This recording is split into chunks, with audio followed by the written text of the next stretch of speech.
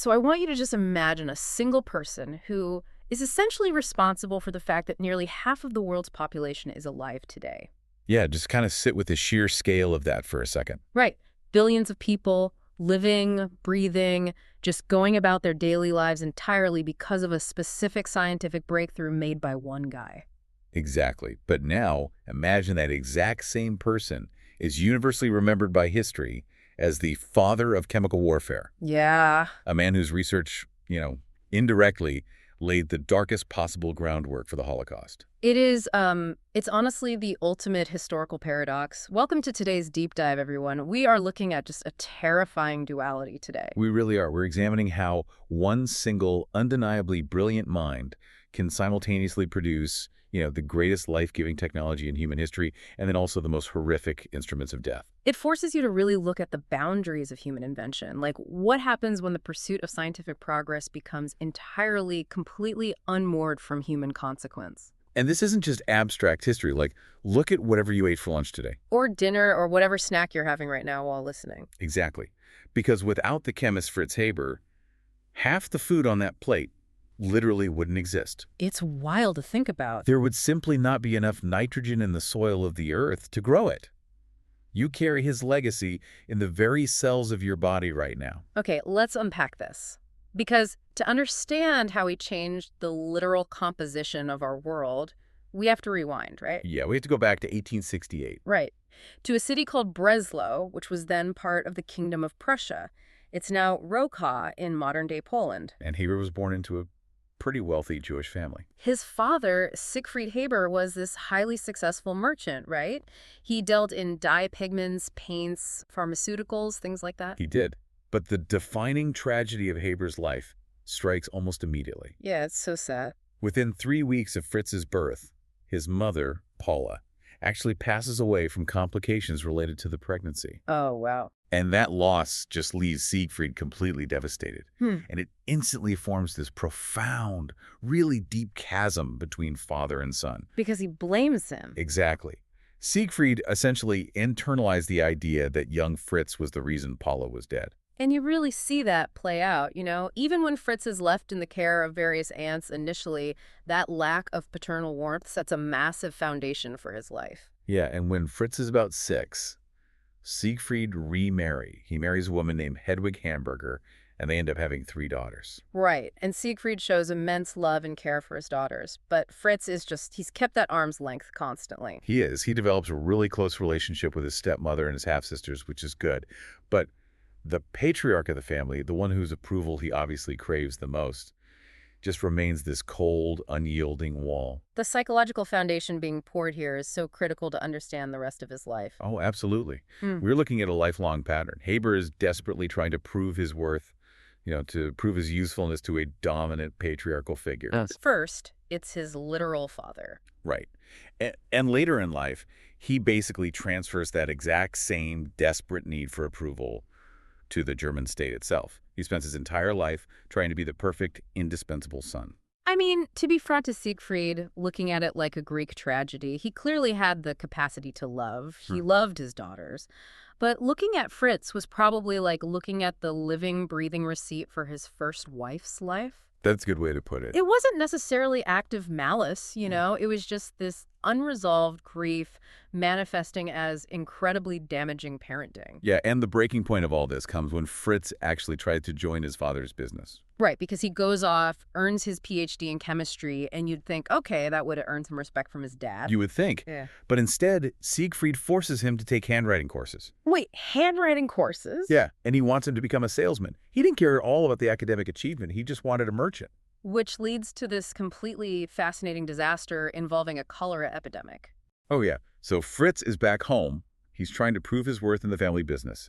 And a cholera outbreak threatens the region. So Fritz uses his chemical knowledge. He convinces his father to purchase a staggering stockpile of calcium hypochlorite. Right, because at the time, the scientific understanding of epidemiology was, still evolving.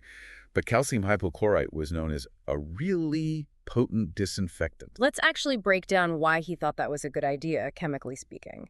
Because calcium hypochlorite, when it reacts with water, it releases chlorine, Exactly. which is incredibly effective at oxidizing and destroying the cell walls of bacteria, like the exact kind that cause cholera. Right, so Fritz thought he was making this brilliant strategic business move by basically cornering the market on the cure. But the problem is twofold. Yeah.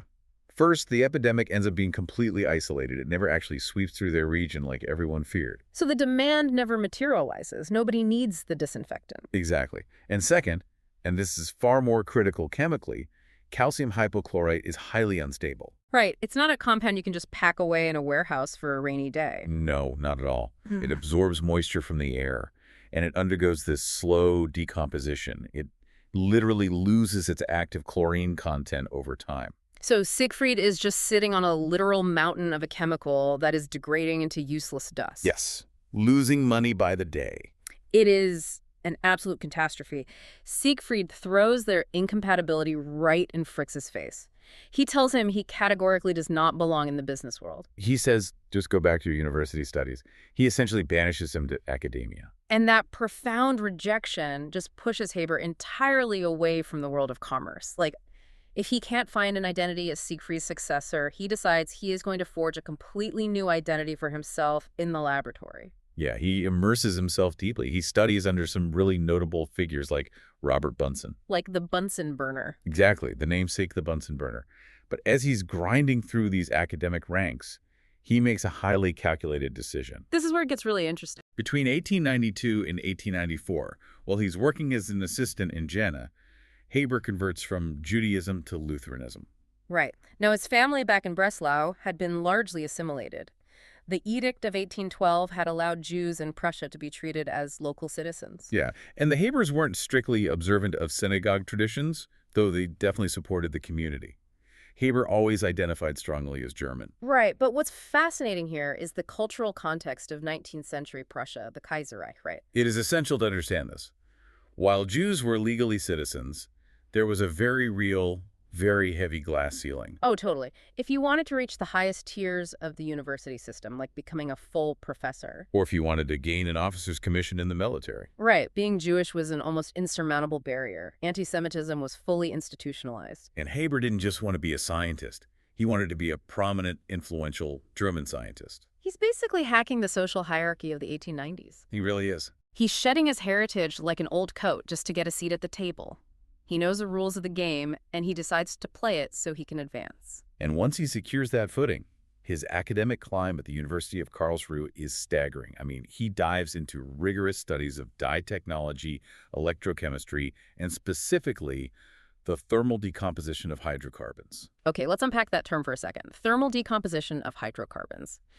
Because it sounds like dense textbook jargon, but it's actually the exact skill that sets him up for his world-changing discovery. Right. Thermal decomposition is essentially the process of breaking down complex chemical substances by applying intense heat. So he was learning exactly how molecules behave, how bonds weaken or break when you push them to extreme temperatures. Exactly. He is building a mental toolkit of how to manipulate gases and hydrocarbons using heat and pressure. He publishes heavily, right? Yeah. He writes a book on the thermodynamics of technical gas reactions. Which was hailed as a model of accuracy at the time.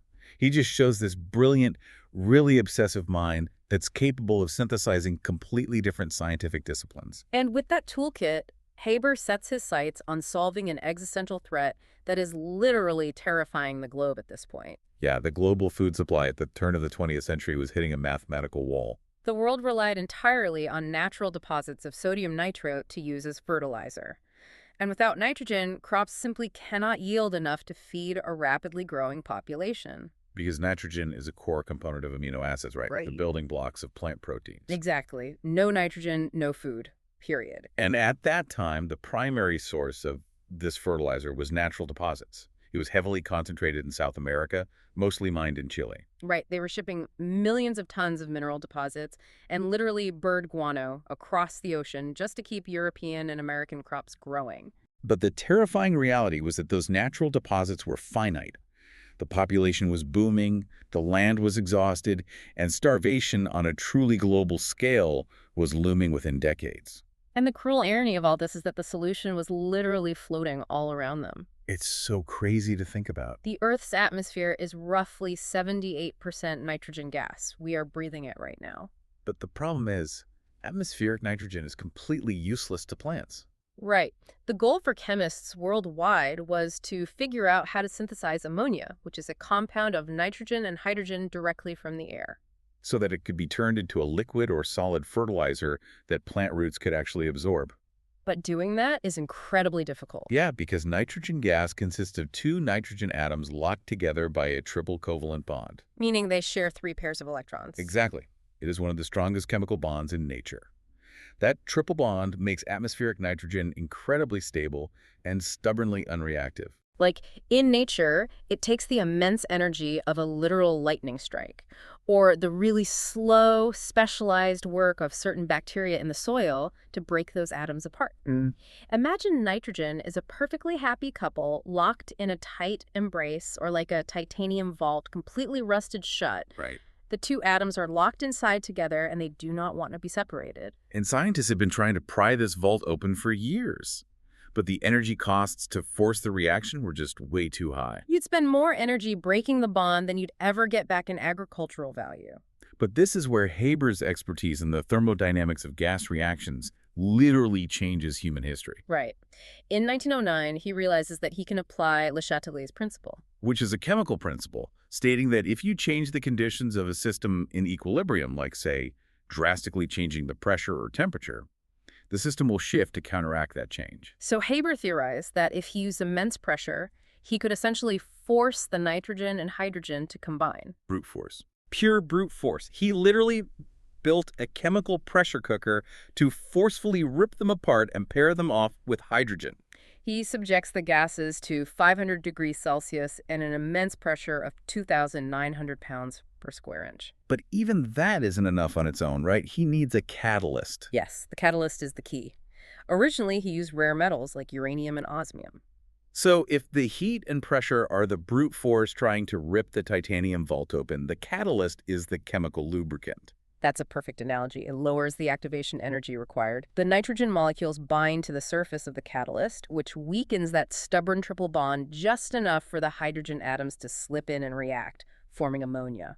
He literally pulled bread out of thin air. He really did. But Haber's apparatus was, it was delicate. It only produced tiny little drops of ammonia in a laboratory setting. Right. It was a proof of concept. A scientific miracle, sure, but it wasn't yet feeding the world. Right. And that is where Carl Bosch enters the story. Bosch was an incredibly talented chemist and engineer at the German chemical company BASF. Yeah, and Bosch specialized in pressure chemistry. He takes Haber's tabletop apparatus and is tasked with scaling it up to massive industrial levels. Which was an absolute engineering nightmare at the time. Oh, completely. The intense pressure and the hydrogen gas actually caused something called hydrogen embrittlement in the steel pipes. It was making them shatter like glass, right? Exactly.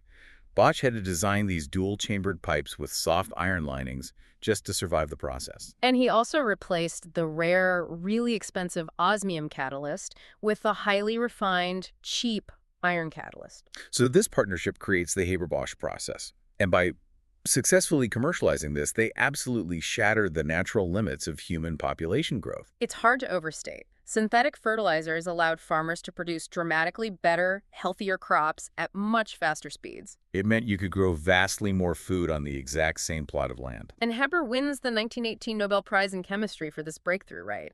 Though he didn't actually receive it until 1919 due to the war. Right. But while he is receiving this global acclaim, the ripple effects are immense. Every miracle has a price tag. So what does this all mean? Let's look at the economic fallout first. Yeah, Chile's economy collapses. Because their entire economy was built around exporting those natural sodium nitrate deposits. Exactly. After the Haber-Bosch process became widespread, the need for naturally extracted nitrate just plummeted. Production in Chile fell from 2.5 million tons in 1925 down to just 800,000 tons by 1934. The price completely cratered. Tens of thousands of Chilean miners and workers lost their jobs. It led to severe economic depression and political instability in the whole region. And then there is the environmental fallout.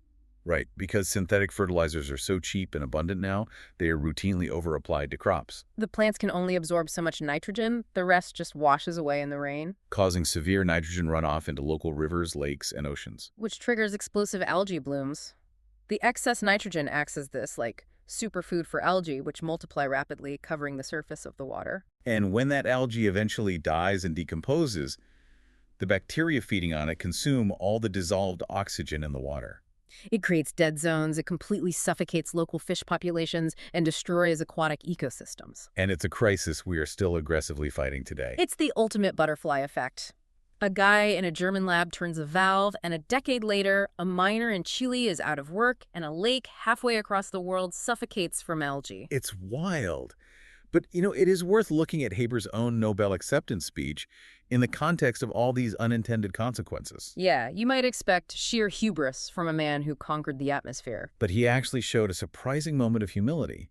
He noted that the nitrogen-fixing bacteria in the soil, the natural organisms that do this work, still use methods far more sophisticated than his own high-pressure steel tanks. He admitted that nature understands the chemistry of living matter in ways human engineering cannot yet imitate.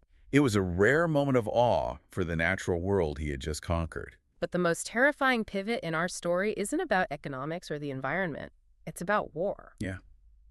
The Haber-Bosch process didn't just make fertilizer to grow food. No. The exact same synthetic ammonia produced by this process is the foundational precursor for making nitric acid, Which is the core ingredient required to manufacture high explosives like TNT. This introduces the concept of dual-use technology. A tool that can create life can just as easily be engineered to destroy it. And as World War I dawns, Germany finds itself in a strategic nightmare. Right, because the British Royal Navy immediately blockades German ports. They completely cut them off from the Chilean nitrate imports they needed to make gunpowder and artillery shells. Without the Haber-Bosch process, Germany's munition stockpiles would have run dry within the first year of the war. They would have been forced to surrender simply because they couldn't shoot back. But because of Haber and Bosch, they could pull the ingredients for their explosives directly out of the air. And Haber's focus rapidly, and actually eagerly, shifts from feeding lives to taking them. He greets the outbreak of World War I with immense, almost fanatic enthusiasm. He wants to serve his country, right? He wants to prove his loyalty. Exactly. He joins 92 other prominent German intellectuals in signing the Manifesto of the 93. Which was a proclamation that completely threw their support behind the German military actions and really galvanized the public. He is a staunch, unapologetic patriot, and he decides to leverage his chemical expertise to break the gruesome deadlock of trench warfare. Because trench warfare was a literal meat grinder. Millions of men dug into the mud, unable to advance because of machine guns and barbed wire. Traditional artillery shells were failing to break the stalemate. I mean, you could just hide from shrapnel in a deep dugout. So Haber realizes that to clear a trench, you need a weapon that acts like a fluid, something that sinks into the earth. And he turns to chlorine gas. But the legal and ethical barriers were immediate, right? Oh, yeah. The Hague Convention of 1907, which Germany had signed, explicitly banned the use of projectiles whose sole object is the diffusion of asphyxiating or deleterious gases. So Haber circumvents international law with a technicality. He pioneers the non-ballistic release of deadly gases. Meaning, instead of firing them in artillery shells, which was banned, he designs a system to release heavier-than-air chlorine gas from thousands of pressurized cylinders placed right on the front lines. Right. The strategy just relied on waiting for a favorable wind to physically carry the toxic cloud across no man's land into the enemy trenches. And he isn't just sitting behind a mahogany desk in Berlin drafting these plans either. No, not at all. During the Second Battle of Ypres in Belgium in the spring of 1915, Haber is physically on the front lines. He assembles a special military unit for gas warfare, a team of over 150 scientists and 1,300 technical personnel. Which actually included future Nobel laureates like Otto Hahn. Crazy. Haber is right there in the mud overseeing the opening of the valves. And the physiological effect of chlorine gas is horrific. Right, because when inhaled, chlorine gas reacts with the moisture in the respiratory tract and the lungs to form hydrochloric acid. It effectively destroys the alveoli, the tiny air sacs responsible for oxygen exchange. The victim's lungs begin to secrete massive amounts of fluid to protect the tissue. Meaning the soldiers effectively drown in their own bodily fluids from the inside out. It's awful. And the gas sank perfectly into the Allied trenches. The French and Algerian troops had no gas masks. They had absolutely no idea what was hitting them. The line broke, causing agonizing casualties. And for this terrifying success, Haber is promoted to the rank of captain by the Kaiser. And the significance of that promotion cannot be overstated. Right, because as a young Jewish man doing his compulsory military service decades earlier, he had been firmly denied an officer's rank because of his heritage. Now, having converted to Christianity and delivered a devastating weapon, he finally receives the military validation he spent his entire life craving. And he approaches the horrific effects of the gas with the cold, calculating mind of a scientist. He formulates a mathematical equation that becomes known as Haber's rule. The equation is C times T equals K, where C is the concentration of the gas, T is the amount of time the person is exposed, and K is a constant representing the toxic effect or, death. The physiological mechanism behind Haber's rule is crucial to military strategy. How so? Well, he realized that the human body's detoxification and repair mechanisms can be overwhelmed not just by a sudden massive dose of poison, but by a very low concentration inhaled over a long period. The body simply fails to clear the toxin fast enough. Right. This meant armies didn't necessarily need to drop a dense cloud all at once.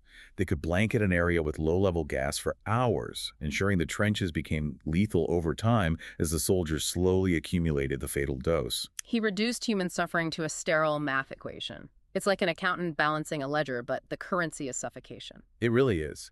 And to justify his work, Haber fiercely defended himself against accusations of inhumanity. He famously stated, during peacetime a scientist belongs to the world, but during wartime he belongs to his country. He even argued that gas warfare was not inherently more cruel than flying pieces of hot iron shrapnel. He claimed it was more humane because it didn't cause the physical mutilations, the lost limbs that conventional artillery did. He was heavily criticized by many of his contemporaries, though. Oh, yeah.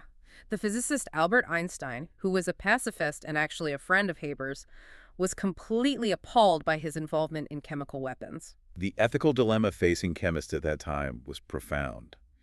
And Haber consciously chose his nation over abstract scientific neutrality. But that fierce commitment to the German war effort created an unbearable fracture inside his own home. Haber was married to Clara Immerwahr, and her story is deeply, deeply heartbreaking. Clara was phenomenal. She was the very first woman to ever earn a PhD in chemistry at the University of Breslau. Her thesis was a brilliant exploration of the solubility of metal salts. And like Haber, she had converted from Judaism to Christianity before they married in 1901. She was a brilliant physical chemist, truly an intellectual equal to Haber. But she hit the absolute brick wall of societal expectations in Wilhelmine, Germany. Her career was entirely derailed by her marriage. Haber was incredibly demanding, right? Expecting her to manage the household and constantly host his colleagues, she was relegated to the role of a housewife. Which triggered a deep and enduring depression. She felt her scientific potential was being totally wasted. And beyond her personal despair over her career, she fundamentally opposed her husband's work in chemical warfare. She was an outspoken pacifist. She viewed his militarization of chemistry as a complete perversion of the science they both loved. Science was supposed to illuminate the world, not suffocate it in a trench. Right. So after that horrific success at the Second Battle of Ypres, which resulted in over 67,000 casualties overall across the weeks of fighting, Fritz returns home to Berlin.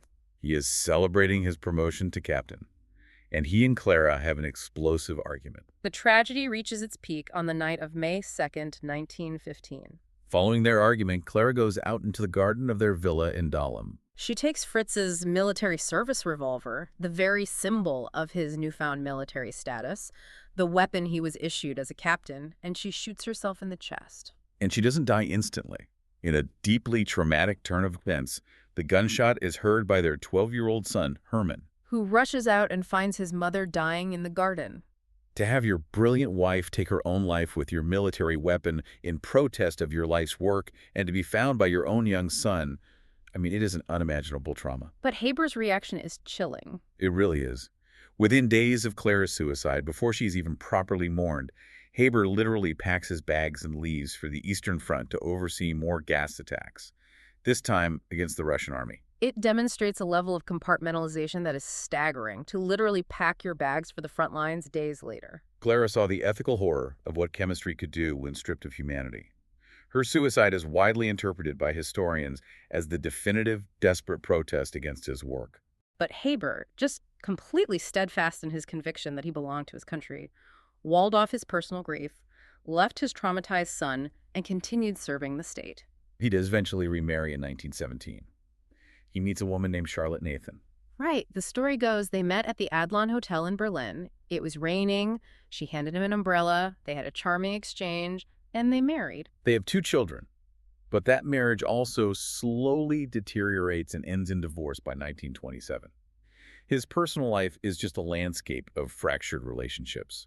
And despite all of Haber's personal sacrifices, despite crossing every ethical line to provide Germany with chemical weapons, synthetic explosives, and strategic advantages, it is not enough. World War I ends in a catastrophic defeat for Germany. The empire collapses. The new Weimar Republic is burdened with crippling war reparations imposed by the Allies through the Treaty of Versailles. And the German economy spirals into unprecedented hyperinflation. Haber's patriotism hasn't faded, though. He embarks on a desperate, almost fantastical quest to single-handedly save his country's economy. Between the wars, he is secretly helping Spain and Russia develop their own chemical weapons to bypass the restrictions of Versailles. But his main focus is a project that sounds like pure alchemy, extracting dissolved gold from the ocean. Right, because he solved the nitrogen crisis by pulling fertilizer from the air. He genuinely believed his intellect could solve anything. He relied on older scientific estimates, specifically by the Swedish chemist Svante Arrhenius, which suggested there were about 6 milligrams of gold in every ton of seawater. Haber calculated that if he could filter enough ocean water, he could extract enough gold to completely pay off Germany's national debt and restore the nation's glory. He spends years in the 1920s exhaustively researching this. He outfits a secret laboratory on a Hamburg America Line ship. They take thousands of water samples from oceans all over the globe. They run complex electrochemical extraction experiments. Only to slowly, agonizingly realize that the prior research was entirely wrong. Yet the concentration of gold dissolved in seawater was drastically lower than Arrhenius claimed. It wasn't 6 milligrams per ton. It was closer to 0.0004 milligrams per ton, 1,000 times less. The process was totally uneconomic. It would cost vastly more to power the extraction process than the microscopic flecks of gold were worth. It's a rare, very public humiliation for his ego. The Gold from Seawater project is a failure. But his institute at Dahlem remains a powerhouse. He oversees the Japan Fund, heavily supporting the work of other legendary scientists in Germany like Max Planck, Otto Hahn, and Leo Szilard. Trying to keep German science afloat during economic ruin. Crucially, during this interwar period, his institute pivots back to agricultural chemistry. Here's where it gets really interesting. They develop a cyanide-based gas formulation that is used as an insecticide, specifically as a fumigant to protect massive grain silos and ship holds from pests. They call this insecticide Zyklon A. Chemically, Zyklon A was methyl cyanoformate. It released hydrogen cyanide gas. But because it was used around food stores and agricultural workers, it was formulated with a warning odor. A chemical irritant like ethyl bromoacetate that would make your eyes water and burn. That way, humans would know the deadly gas was present and flee the area before receiving a lethal dose. It was a safety feature. It seems like a return to his early days, right? Using chemistry to protect the food supply. He truly believed he was the indispensable German patriot. He had fed the nation, armed the nation, fought for the nation, and tried to pay off its debts. He assumed his service rendered his Jewish heritage irrelevant. But the year 1933 would prove that to the German state, none of his accomplishments could overwrite his bloodline. The Nazis rise to power. Almost immediately, they passed the law for the restoration of the professional civil service. This law specifically targets Jewish professionals, banning them from government and academic positions. The Nazis defined Jewishness by ancestry, by grandparents, not by religious practice. The fact that Haber converted to Lutheranism 40 years prior means absolutely nothing to them. The betrayal is swift. Scientific journals that once lauded him as a national hero now publicly smear him. They publish vicious articles calling him the Jew F. Haber. He is stunned. As he noted to friends in his correspondence, he assumed his conversion to Christianity and his immense services during the Great War would protect him. He thought he was the exception. He is ordered by the new Ministry of Education to dismiss all the Jewish personnel working under him at his institute. And to his credit, he refuses. He uses what little leverage he has left to delay their dismissals, aggressively working his international contacts to find his staff safe havens and academic posts outside of Germany. And then, in April 1933, he writes a letter to the Minister of Education and resigns in protest. In his resignation, he writes that although he might be legally entitled to remain in his position due to a temporary exemption for frontline war veterans, he no longer wishes to do so. His health is rapidly failing. He suffers from severe angina, experiencing chest pains that indicate lasting damage to his heart. He flees Germany, becoming a refugee from the very country he helped save. He ends up in England for a brief time, taking a position at Cambridge. But his legacy with chemical weapons heavily shadows him there. The British haven't forgotten the horrific chlorine gas attacks at Ypres. The brilliant physicist Ernest Rutherford, the father of nuclear physics, pointedly refuses to even shake Haber's hand when they cross paths. He is shunned by many in the British scientific community. Seeking a new home and a place where his expertise might still be valued, he receives an offer from Chaim Weizmann, A prominent Zionist leader and chemist who would later become the first president of Israel. Weizmann offers Haber the directorship of the Seif Research Institute in Mandatory Palestine, which we now know as the Weizmann Institute. Haber accepts the offer and leaves for the Middle East in January 1934. But his heart just can't take the physical and emotional strain. In journey, he stops to rest at a hotel in Basel, Switzerland. On January 29, 1934, Fritz Haber dies of heart failure at the age of 65. He dies literally in transit, in a hotel room, caught between a country that totally betrayed him and a homeland he never reached. It is a stunningly lonely end for a man who changed the whole globe. His longtime friend Albert Einstein, who had sharply criticized Haber's militarism, but always recognized his genius and his humanity, delivered a profound eulogy. Einstein wrote, "Haber's life was the tragedy of the German Jew, the tragedy of unrequited love." It perfectly encapsulates his existence. Haber gave his soul, his morals, his family, and his unparalleled genius to Germany. And Germany discarded him the absolute moment the political winds shifted. But his death in 1934 was not the end of his story. His darkest legacy was still yet to come. Remember the agricultural insecticide developed by Haber's Institute in the 1920s, Zyklon A. Yeah. Years after Haber's death, scientists working under the Nazi regime take the formulation of Zyklon A and they modify it. They specifically remove the chemical warning odor, the irritant designed to protect human life. They absorb the hydrogen cyanide into porous pellets like diatomaceous earth or wood pulp. They create Zyklon B. Zyklon B becomes the primary chemical agent used in the gas chambers of the extermination camps during the Holocaust. It was used to systematically murder over 1 million Jews and other victims of the Nazi regime. The scale of the irony is horrifying. It's hard to even process. You can't just separate the science from the scientist or the invention from the application. Once the genie is out of the bottle, you have no control over who makes the wishes.